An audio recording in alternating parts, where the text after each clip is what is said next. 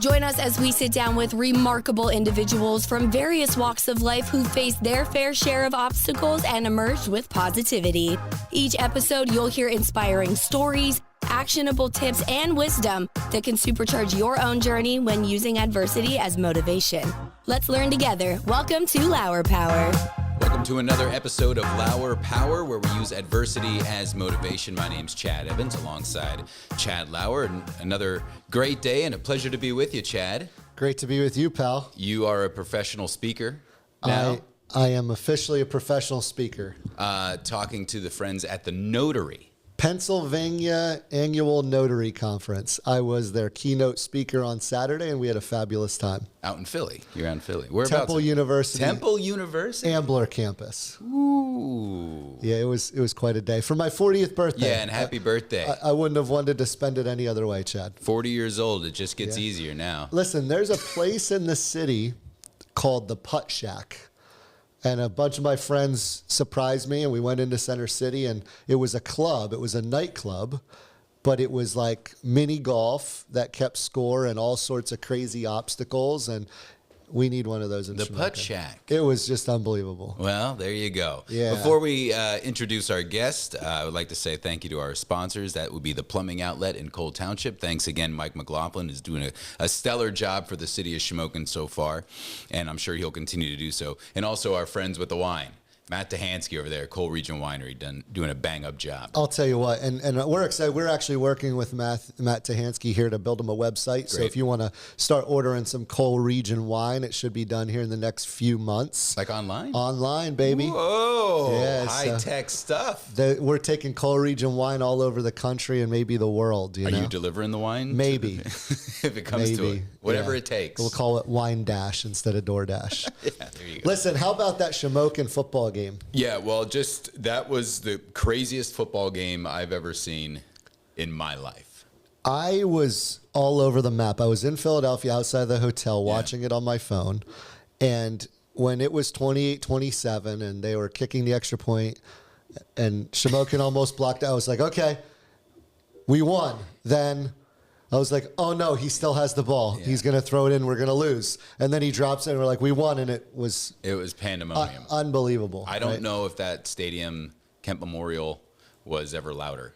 No, I wish I was there. Unfortunately, I wasn't. But, shout out to Mark Persing and what a game. And hopefully they can continue rolling here. Now they're in the States. That's right. All right. That's right. So listen, our guest, perfect transition from Shamokin. And as you listeners have kind of seen over time, is we talk about adversity as motivation on this podcast.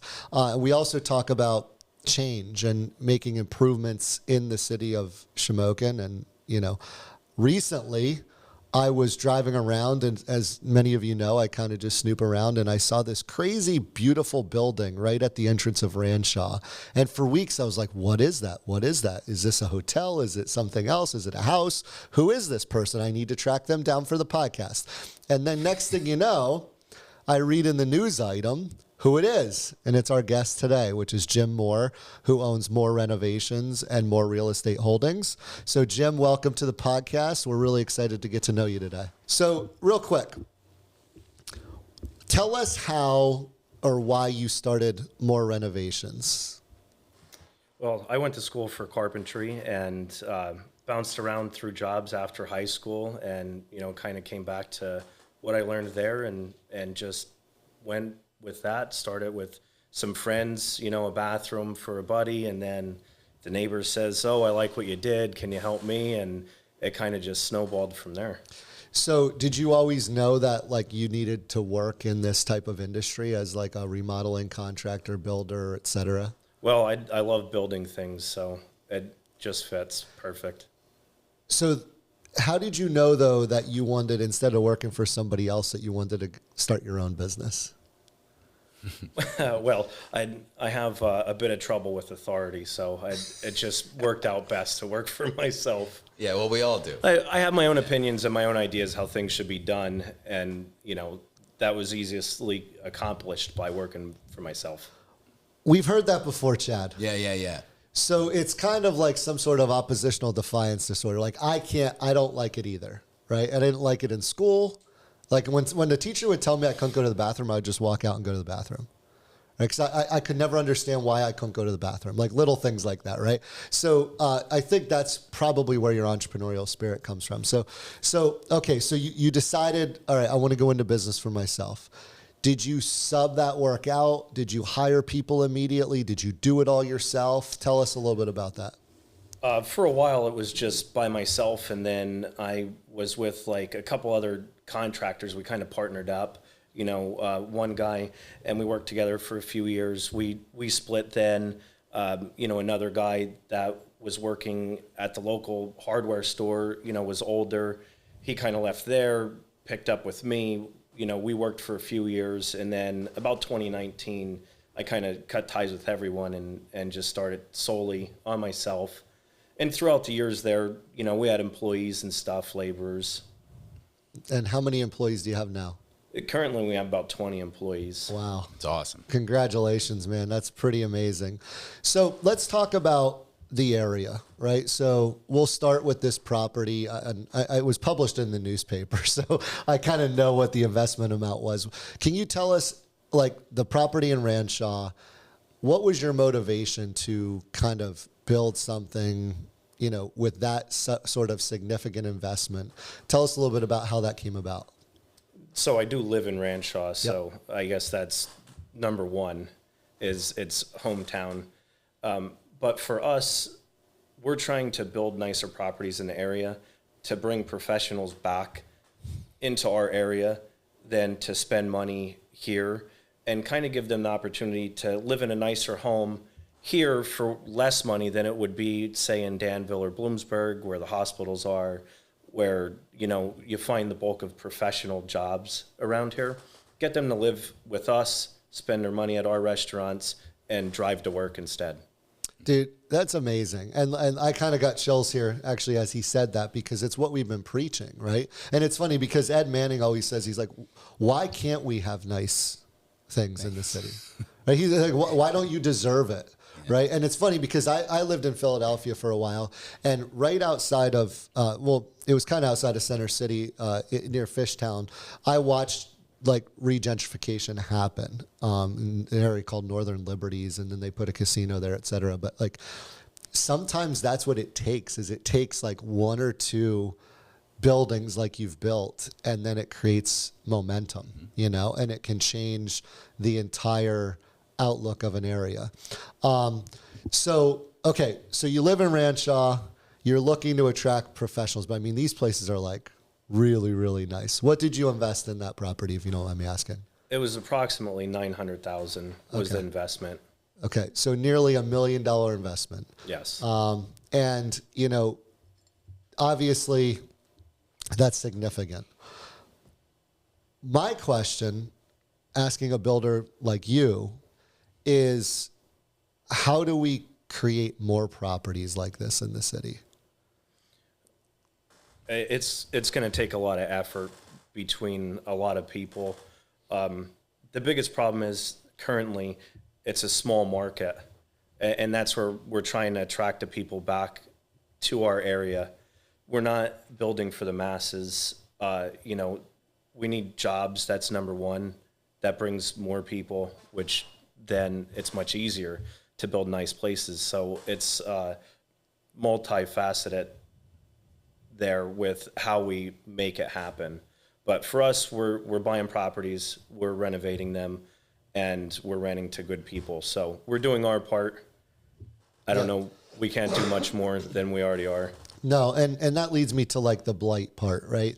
So you're buying properties, you're renovating them all over the city, right? And we're here just promoting the city, so we just want to do it faster, right? We want more people to flip more properties quicker, and I know that's silly because it takes real money and real work as you're doing that work.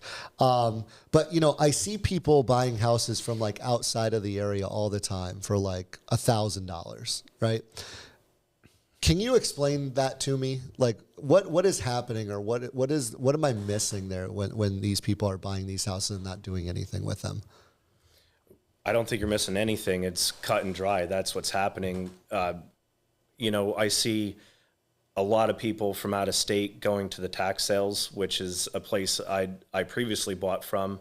It was reasonable. You could pick up pretty bad houses for a few $1,000s. That's not the case anymore. We have New York, New Jersey buying houses with holes in the roof for 10, 20 grand. And then they don't even look at these properties. They buy it, they're stuck with it, they do nothing, it goes back up 2 years later on a tax sale. So I'm not quite sure how you fix the problem, but that's sort of what I've been seeing going on. Okay. And, like as far as the blight part of it, is it really that simple? It's that if somebody's going to buy these, we need somebody that's committed to just renovating them or dropping them. Is it that simple in your opinion?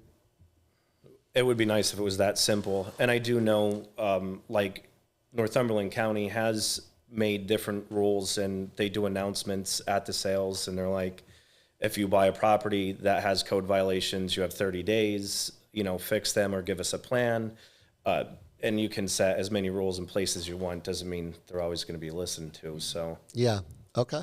No, that makes sense.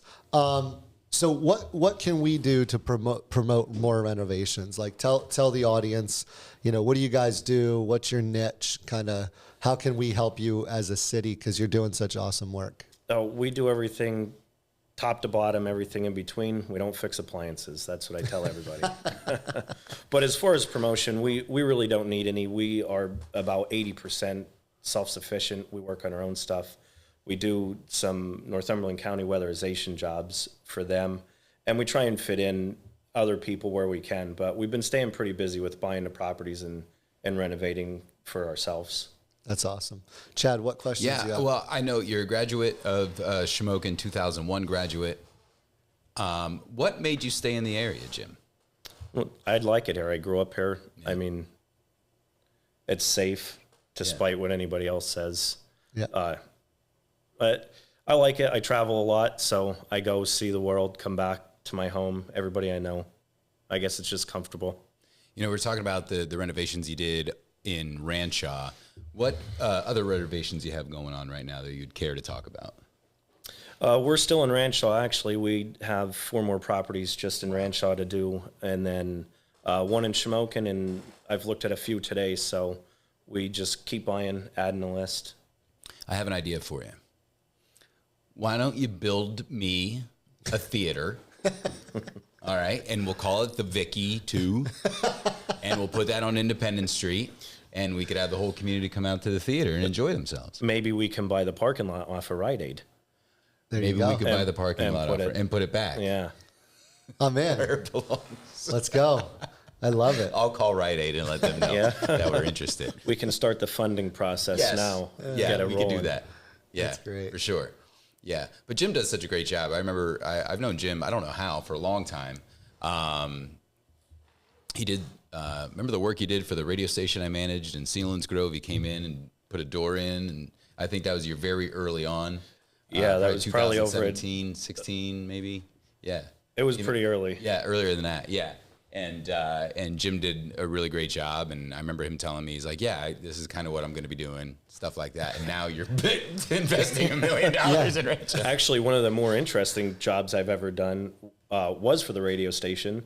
We went out to the radio tower at the top of the mountain to put a chain link fence around. They were having, a problem up there with some people stopping by and staying too long.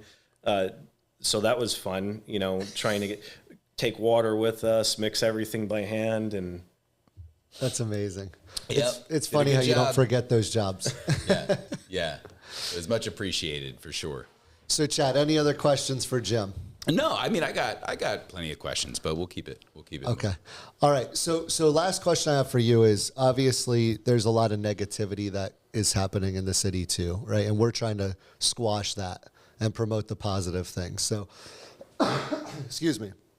So, as a business leader and a business owner who's employing nearly 20 people, what else can we do to promote the city, right? Not more renovations, not Lauer Media, not Stone State. Like, what else can we do to promote the city and shine a light on it, in your opinion? I mean, probably just doing the same thing we're doing now. Just we got to be louder than the negative people. Yeah.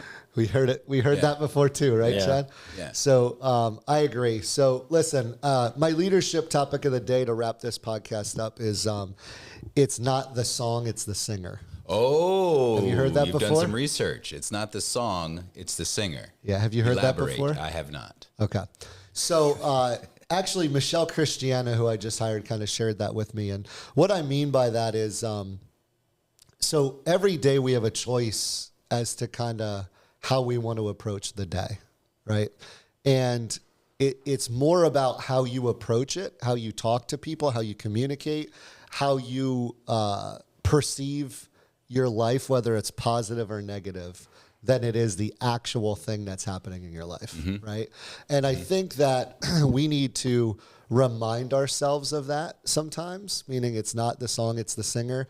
You can accomplish whatever you want as long as you kind of deliver it with positivity and aren't afraid to fail or what people are going to think about you, et cetera. And it's funny because I hate to go back to college or to high school football, but the whole community is rallying around this football team, right? A lot of positivity in that It's city. changing like the way 6th and 7th and 8th graders walk around the school. It's changing the way adults communicate with each other in the city. And I've only had a few interactions with this kid, but Logan Steele, again, it's not the song, it's the singer. He has a swagger about him and a confidence about him that he's kind of, saying like, this is different. I don't care what the song's been in the past. I'm not that song, right? I'm the new singer in town, and I'm going to lead this team, and I'm going to have swag, and I'm going to be cocky because I haven't lost before. I don't care what those teams before did. So he's kind of teaching us, right, as a 16-year-old sophomore. And you watch him, and I was watching on my phone, and it just came to mind as, man, like, it's not the song, it's the singer, man. One person can change, the outlook of many. So, Jim, thanks for doing it yourself. One person and your investor is changing Ranshaw, literally Ranshaw. I do want to give a shout out to all the people that do work for us, though, because they're the guys that are actually getting it done. So. Right. And I agree. And that's a true leader. Yeah. But again, somebody has to take action. Start right? something. And start something, right? So you're changing the perception of Ranshaw the second you drive in it. And everybody that drives back, that's going to think about themselves a little bit differently. And that's the truth, right? It is the truth. There's so many people doing good things. So we're going to wrap it up with, listen, it's not the song, it's the singer. Yep. Let's go after today and every day with that positivity. And again, thanks for our sponsors, Plumbing Outlet, and out there in Cole Township with Mike McLaughlin doing his thing. We appreciate you. And also Matt Tahansky with Cole Region Winery for sponsoring today's podcast. Thanks, guys. Can't wait to get started on the next one. Are you a business owner, a leader, or an aspiring achiever looking to turn life's challenges into powerful fuel for your success? You've come to the right place. Get ready to unlock the secrets to turning life's hardships into your most powerful ally. Your hosts, along with our incredible guests, will help you tap into your own Lauer power and guide you towards the success you've always dreamed of.